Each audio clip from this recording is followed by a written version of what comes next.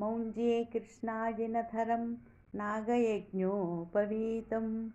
बालेन्दुसकलं मौली वन्देऽहं गणनायकं गुरुब्रह्मा गुरुर्विष्णु गुरुदेवो महेश्वरः गुरुः साक्षात् परब्रह्म తస్మై శ్రీ గురవే నమః. ఈరోజు మనం వీడియోలో కార్తీక పురాణం 3వ అధ్యాయం గురించి చెప్పుకుందామండి. వశిష్ఠుల వారు జనక మహారాజునకు కావేరీ కార్తీక స్నాన ఫలం తత్వనిష్ట చరితము గురించి చెప్పసాగాను. కార్తీక మాసంలో చేసినది ఎంత స్వల్పమైనదైనా కానీ స్నానం, దానం, జపం అనంత ఫలమును ఇచ్చును. కార్తీక పౌర్ణమి నాడు స్నాన దాన ఉపవాసములు చేయనివాడు 1,000,000 సార్లు చండాలునిగా జన్మించి చివరకు బ్రహ్మ రాక్షసుడగును. సంబంధితమైన ఒక కథ కూడా ఉన్నది. ఆంధ్రదేశమందు తత్వనిష్ఠుడను బ్రాహ్మణుడు కలడు. సమస్త విద్యాపారంగతుడు, దయ కలవాడు. ఆ బ్రాహ్మణుడు తీర్థయాత్రకు పోవచ్చు ఒక పెద్ద మర్రి చెట్టు పైన 3 బ్రహ్మరాక్షసులను చూసెను.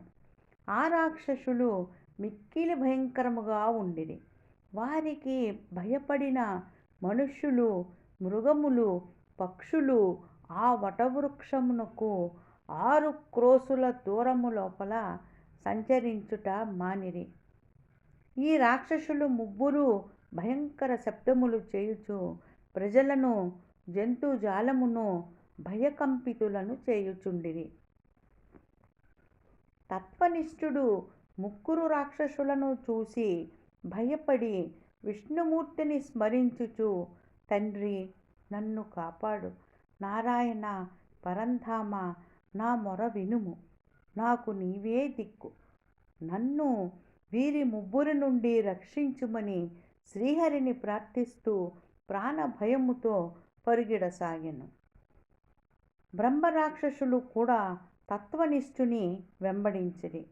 కొంత దూరమగుసరికి వెనుదిరిగిన ఆ బ్రాహ్మణుని చూచి బ్రహ్మరాక్షసులకు జాతి స్మృతి కలిగినది.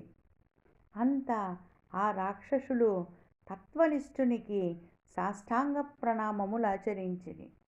అతని దర్శనమున తమకు జాతి స్మృతి కలిగినదని, తమను కాపాడుమని నమస్కరించి వేడుకొనిరి. బ్రాహ్మణుడు ఈ మాటలను ఆలకించి వారి గత జన్మ చరిత్రములను తనకు చెప్పమనగా మొదటి రాక్షసుడు ఇట్లు పలికెను. అయ్యా, నేను పూర్వజన్మమున ద్రావిడ దేశములో మందరమను గ్రామమునకు అధికారిని. బ్రాహ్మణులలో నీచుడనై ఇతరులను వంచించువాడను. నా కుటుంబ లాభమునకై బ్రాహ్మణుల ధనమును అపహరించి తిని ఒక్కరికి కూడా భోజనము పెట్టలేదు. బ్రాహ్మణ సొమ్మును స్నేహముచే హరించుట వలన 7 తరముల వరకు కుటుంబం నశించును.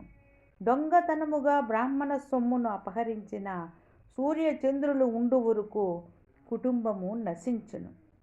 తర్వాత మృతి నొంది యమబాధలను పొంది ఈలాగున బ్రహ్మరాక్షసుడనైతిని, తనను కాపాడవలసిందిగా కోరెను. 2వ రాక్షసుడు ఇట్లు చెప్పాను. నేను ఆంధ్రదేశమునందు ఉండువాడను.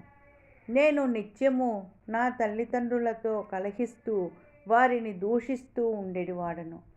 నేను నా భార్యా పిల్లలు షట్ర సోపేతమైన భోజనము చేయుచు నా తల్లిదండ్రులకు చల్ది అన్నము పెట్టువాడను.